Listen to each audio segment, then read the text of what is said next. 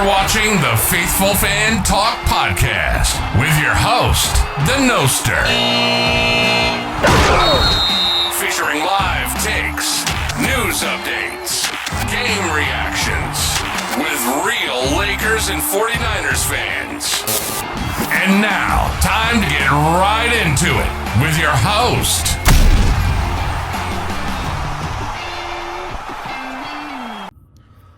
Welcome everybody to the Faithful Fan Talk Podcast. How's everybody going? Welcome. What is going on? My name's Noster. I'm the host of your show, and we're talking 49ers this week. And it's been a hot couple of weeks now, and trying to all keep cool. Hope that everybody can remain fresh out there. So we got some Niners stuff to talk about this week, and mostly regarding the Kyle Shanahan recovery, and we've got a hot topic that I want to discuss this week, which I think needs to be addressed because I don't think it's being covered often long enough. So the title of this show is the 49ers lacking accountability. And before I even get to that, I just want to update you guys on a couple things with Kyle Shanahan. Looks like he's finally going to make his return to his first NFL preseason game. So here on NFL.com, looks like we have an article here. It was just released yesterday. Kyle Shanahan took the podium for the first time because he finally felt good enough to finally able to get in front of the media and start addressing questions regarding his recovery timetable and everything. And so it looks like he's going to attend the first preseason opener for the 49ers, which is coming up on August 13th. It's just this Thursday, by the way. And so he's not 100% yet. But it looks like, what it sounds like, is that he's still dealing with some lingering headaches and fatigue from the accident that he had sustained on July the 14th. It's been a month. And already he's coming back literally a month later to get out into the field. And as far as any lingering effects, it looks like they're slowly off. It looks to me like as the concussion protocol is slow, he's easing out of that.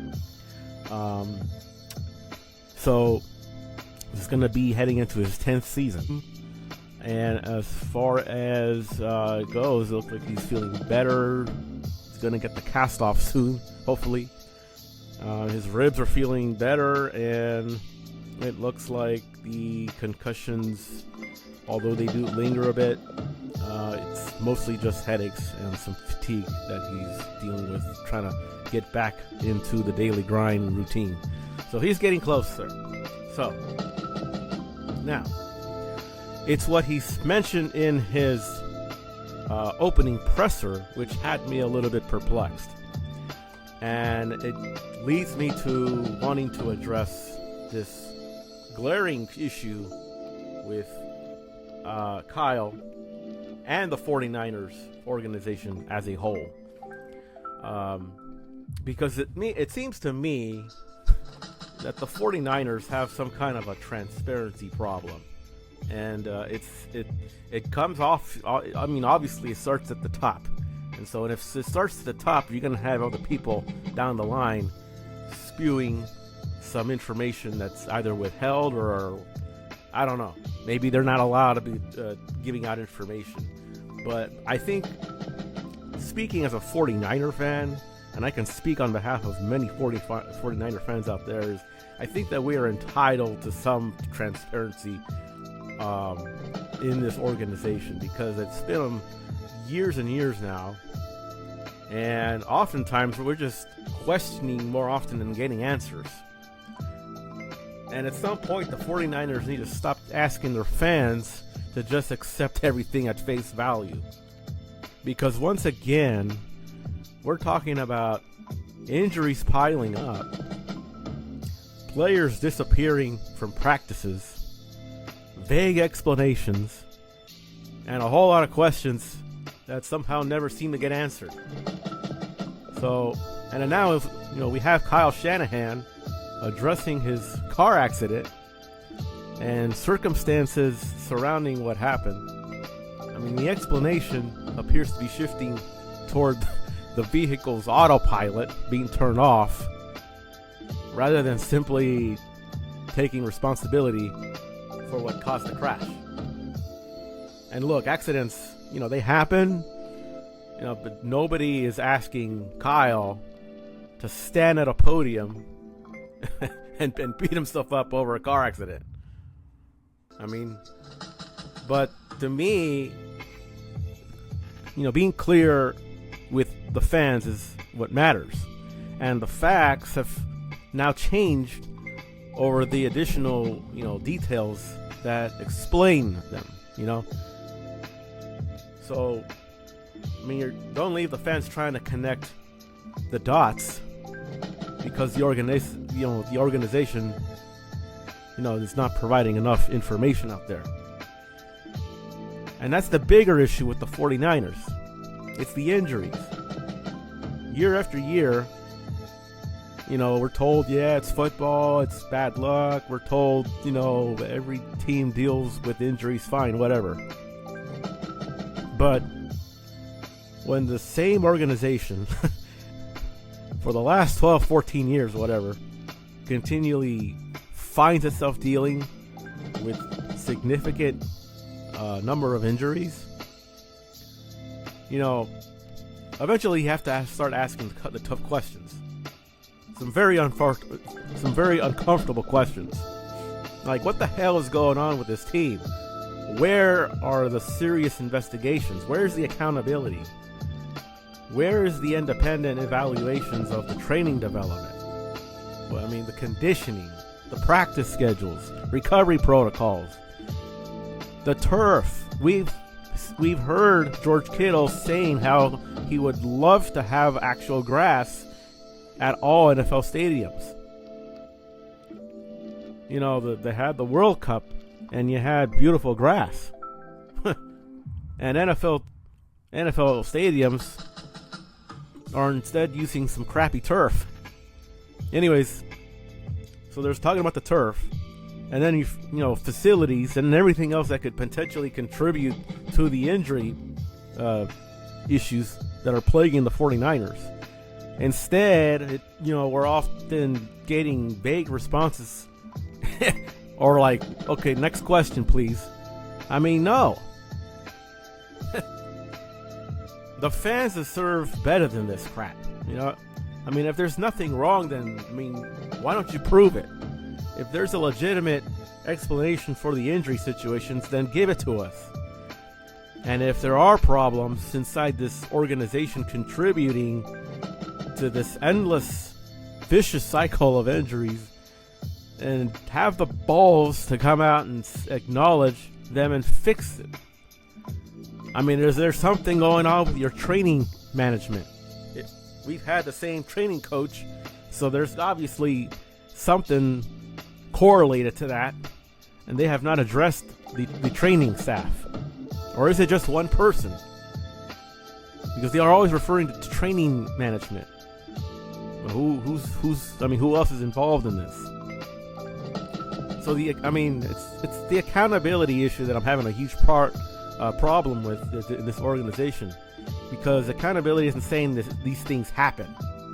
Accountability is asking why they're happening and refusing to stop or investigating until you have an answer.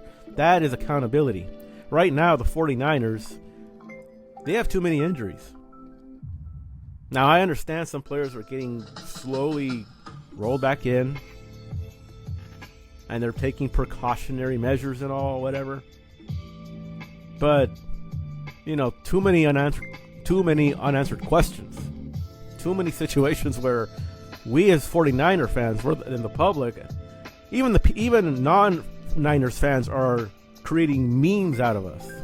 And they're laughing in our face because of all the freaking injuries and, the mysteries that are arising from all this Kyle Shanahan ordeal. What are we supposed to fill in the dots ourselves?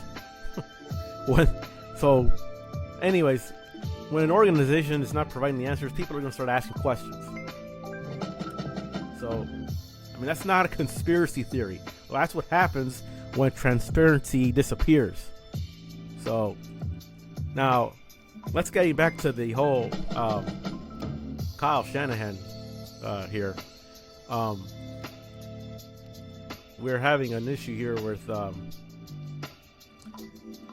where Kyle Shanahan stepped up to the podium, and I want to just share this this clip here, and I just want to make some comments after this, and because he did have there's a lot of questions arose after this that I'm kind of curious about. So let's take a look at this, and here we go. Getting in the situation. Yeah, I mean, anytime you cause an accident that can be avoided, you'd feel pretty stupid. I mean, especially when you have a chance to hurt someone else. And so, like, I think you get mad when you get a ticket at yourself. So it was kind of the same. Things that, I think everyone's done to a degree what I've done. But, dropping a phone and falling all the way to my back seat where I have to fully take my eyes off the road. It's something that I normally wouldn't do. I've had Autopilot for 9 years, so I'm pretty comfortable with it. And, who knows what happened when I turned around, whether it malfunctioned or whether I knocked it off. That's something I don't know yet. But regardless, it is always your fault, whether you're an autopilot or not. You can't take your eyes off the road. It's a partnership driving. You don't just turn it over to a computer. And it's a good lesson, no matter how comfortable I am with that I believe someday could save my life or someone else's, or it's really helped me have perspective on that stuff. The leader of this team, obviously you're asking your players and your coaches to be responsible. Have you had to speak to that at all to them? Like, hey, I learned from what I did, or don't make this mistake, whatever it might be. Yeah, I mean, I didn't sit there and feel like I didn't have a ton of guilt over it or anything. I think the word's an accident, and it truly was that way. But you realize how quick and close that stuff can happen. And, when you're going at 20 miles an hour, you're not really in your autopilot. I honestly have zero worries. I have so much trust in that stuff. And that was a good lesson that you can't ever have zero worries. All right. So I'm a little bit confused now, because weeks ago, Kyle Shanahan had a bunch of reporters into a room, all huddled up. He was in tears. He felt bad. He felt guilt, and was basically telling everybody how this whole thing was not the other person at fault, and it was him. So wait, based on what he just said in the interview, in the media presser, it seems to me that now he's addressing the autopilot on the car. So now, okay, so wait a minute. Let's switch gears here and back up the whole guilt trip. So now you're saying it's Tesla's fault, not your fault. So well, hold on, let's stop the pressers here. So because Kyle Shanahan has now given up the sequel to this whole Kyle Shanahan car accident accountability tour, apparently the plot has changed. So the first time we hear from Kyle, the message was straightforward. This was my fault. Fair enough. He owned it, took accountability, responsibility, whatever you want to call it. We move on, right? Okay, now 4 weeks later, we get more information. Kyle now says that the Tesla was on autopilot when the accident happened. And now suddenly we have a new mystery all of a sudden. This is what I'm talking about, guys. What is this? We're supposed to be connecting the dots now or something? Okay, so did the Tesla malfunction? Or did Kyle accidentally knock the autopilot off while trying to reach for his phone? Looks like the phone it didn't fall off the side, it fell towards the back, and he turned around, and in those 2 quick seconds, that's when everything just went haywire and he crashed. So wait a minute, you just told us this was your fault, Kyle. Didn't you just say that when you're behind the wheel, it's always your responsibility, autopilot or not? I mean, you're behind the wheel. And to be clear, Kyle actually he said something that was important. You can't take your eyes off the road. That is correct. That's accountability. That's the lesson. But then you follow it up with who knows what happened, whether it malfunctioned or whether I knocked it off. And so that's where we need to pump up the brakes now, because now we're potentially entering the, well, maybe it wasn't really my fault after all portion of the of the program. So here, nobody's saying that the Tesla malfunctioned. Nobody knows that. Kyle doesn't know that. We don't know that, right? But that's precisely the point. If you don't know what happened, don't start pointing the finger at the car. Because Kyle admitted he dropped his phone, reached behind himself, completely took his eyes off the road, and then he crashed. That is a Kyle Shanahan decision. And look, Kyle, accidents happen. People make mistakes. Kyle got hurt. Other people could have got hurt. And I'm not looking to pile on the guy for having an accident. But if you're going to use this as a life lesson, then let's actually learn the lesson. The lesson is not maybe Tesla screwed up. The lesson is I trusted autopilot too much. I got too comfortable. I took my eyes off the road and learned the hard way that I'm still responsible for what happens behind the wheel. That should be the accountability right there. Because here's the problem with saying it's always your fault when on autopilot or not, and then immediately following up with maybe the autopilot malfunction. You got to pick your own lane, Kyle. I mean, you're either taking responsibility or you're leaving the door cracked open for the possibility that the machine gets thrown under the bus. And that's what makes this really interesting. So Kyle says he's had autopilot for I don't know how many years, 9? I think he said 9. And he says he has so much trust in that stuff. I don't know about you, but I would not trust a car on autopilot. You've seen these Waymos that are out in the street, out in downtown. They're self-driving cars, and there was a story a couple of weeks ago where a bunch of Waymos, or there was a Waymo that got in the way of an intersection and just stopped completely and halted traffic. You want to trust autopilot? So, well, I mean, you trusted the technology. You're the one that got comfortable. I mean, your phone dropped, you turned around, and something went horribly wrong. Now, whether the Tesla malfunction or Kyle accidentally disengaging it by accident, hopefully that's something that can be determined by the investigation and the evidence. But until then, don't confuse I don't know what happened with maybe it wasn't my fault, because accountability isn't saying it's my fault unless the car did it. Accountability is saying I was responsible for that vehicle. I took my eyes off the road. I got hurt. It could have been much worse, and I'm never doing that again. That's the message that players can actually learn from. And that's the message that I think us as fans can respect. And that's the message that Kyle should stick with.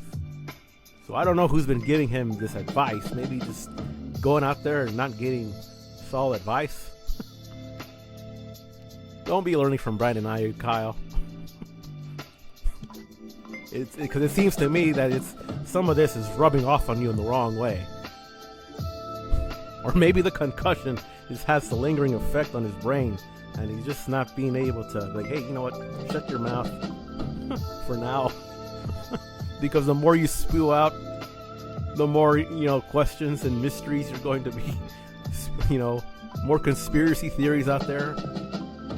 We don't need any more mystery surrounding the head coach at this point. We need a head coach that's healthy. We need him coaching, and most importantly, owning his decisions. So Kyle, keep the autopilot on the car, but when it comes to the accountability, this one is one that you have to drive on your own. All right, I think we've had enough of Kyle for now. So let's stick to another topic now. Also having to do with accountability, but also injuries. And that is the 49ers right now, and I've been saying it for the last couple of weeks. They are having an enormous injury problem. And at this point, I don't think we can say it's an injury problem. It's more of an injury identity problem. More like a crisis. Because at some point, I mean, you got to stop calling it bad luck. I mean, bad luck is losing your quarterback for a game. Bad luck is what happened with Brock Purdy against the Eagles a couple years ago in the playoffs. That is bad luck. That is a freak injury that happens every once in a while, every few years. But when you lead the entire NFL in games lost to injury since 2014, we're talking 12 years now. When you finished among the league's team's 10 most injured teams in 12 of the last 13 seasons, that's not even lightning striking over again. That is unfortunately now a forecast. How is this even possible? Every single year we're having the same speech. Oh, well, we're evaluating our process. We're being cautious. We are confident in our medical staff. Are you? You are that confident in your training staff, in your medical staff? And we have this type of fiasco every year? We're monitoring the workloads. All right, so I mean, if that's the case, I mean, I don't know. Every August, the injury report. Look, the injury report in August, it is looking longer than the depth chart. It's ridiculous. The moment training camp opens, it's like somebody hit the fire alarm. I mean, who's out today? That's the kind of stuff we're hearing. Okay, who's limping? Who's headed to the injury reserve? Who's done for the season before week 1? And we all know who's done for the season. Ricky Pearsall. Who obviously who didn't see that coming, right? It's become almost predictable. And it's become so predictable, it's almost like WWE at this point. It's become a tradition in Santa Clara. Ever since the franchise moved back ever since they moved to the Levi Stadium in 2014, somehow they've turned this area that's the electrical substation into the league's biggest injury hotspot. And it is. I mean, since then, nobody has lost more games to the injuries than the 49ers. Nobody. Tell me who else. 12 out of 13 years. We're always at the top of the injury rankings. Come on. If there was a Lombardi trophy for pulling hamstrings, strained calves, torn ACLs, ruptured Achilles, players wearing red non-contact jerseys, the 49ers, we would be the greatest dynasty in NFL history. Give us a trophy, NFL. Come on. We deserve a Lombardi trophy for having the most injuries. And don't tell me it's because they play hard. Because every team does. Every NFL team lifts weights.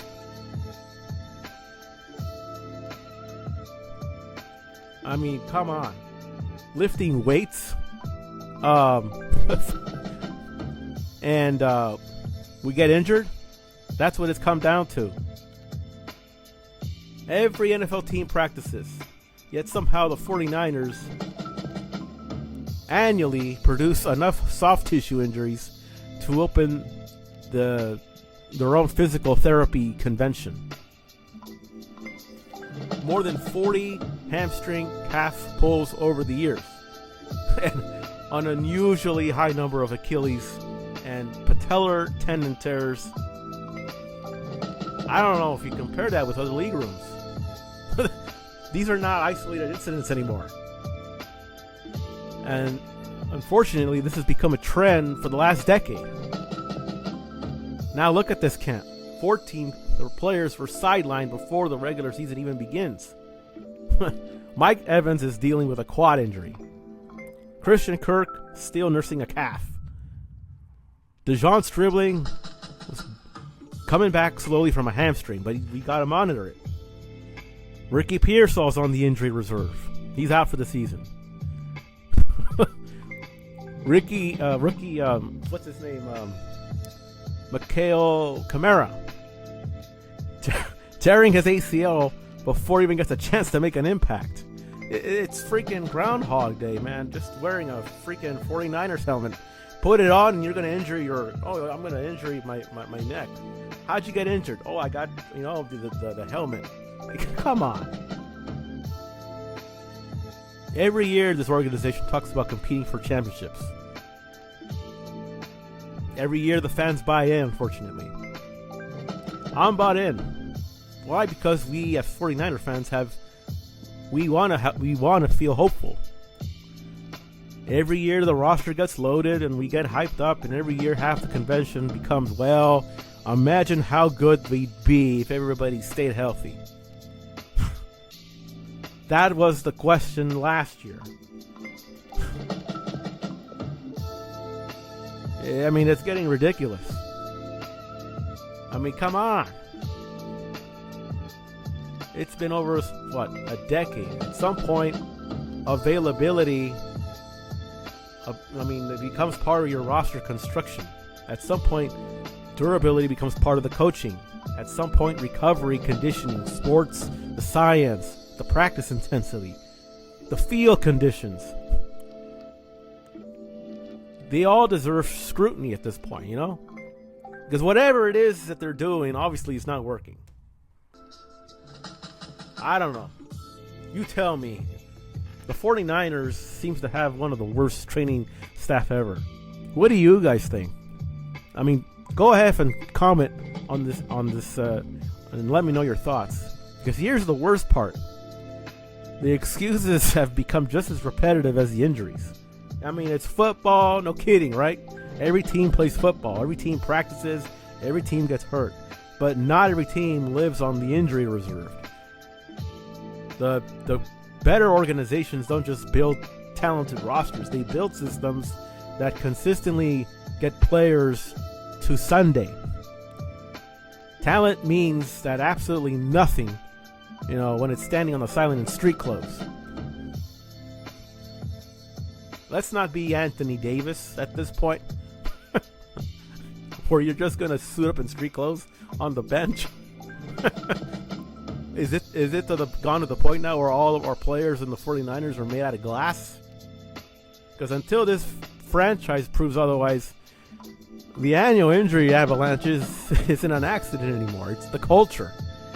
That's what you guys signed up for. When you guys get a rookie, you make a trade. Oh, I'm signed up to be on that injury squad. It's going to happen. Because that is now the expectation. It's unfortunately a stupid reputation now. The 49ers don't just prepare for training camp anymore. We're getting ready to get into that injury report. Oh, I'm going to love being in street clothes there.